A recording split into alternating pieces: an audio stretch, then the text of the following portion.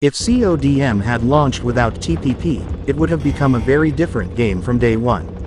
The result would likely be a slower early growth curve, a more competitive identity, and a much more divided player base later on. What if Call of Duty Mobile launched without third-person perspective?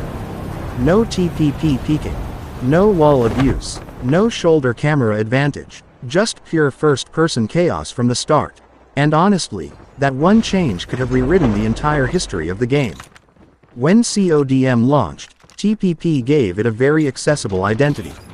It made the Battle Royale feel easier to approach for mobile players who were not used to strict first-person gunfights. It also created a more casual, cinematic style of play that helped CODM feel different from standard FPS titles. But if CODM had launched without TPP, the game would have immediately felt more hardcore. Players would need better aim, better positioning, and stronger map knowledge just to survive. That would raise the skill ceiling, but it would also raise the entry barrier, especially for new or casual players. The biggest result would be less camping abuse.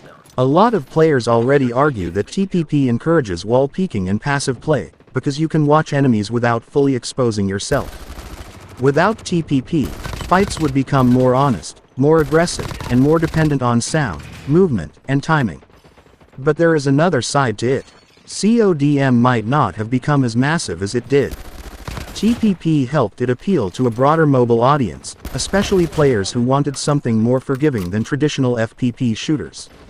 Without that comfort layer, some players may have bounced off the game early. So the likely outcome would be this.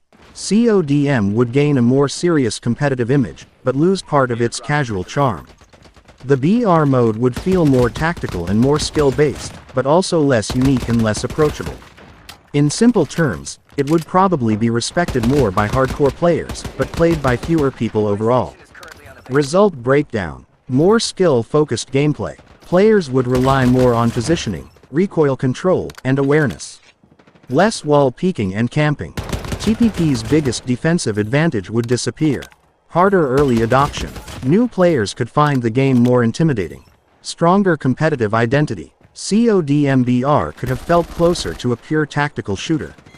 Smaller casual audience. The game may not have spread as widely in the beginning. So the short answer is this. Without TPP, CODM would likely have been a more balanced and competitive game, but a less accessible one. It might have been cleaner, harsher, and more respected by purists, yet not as widely loved by the mobile audience. In a way, TPP was both CODM's biggest flaw and one of its biggest reasons for success. All enemy squads eliminated.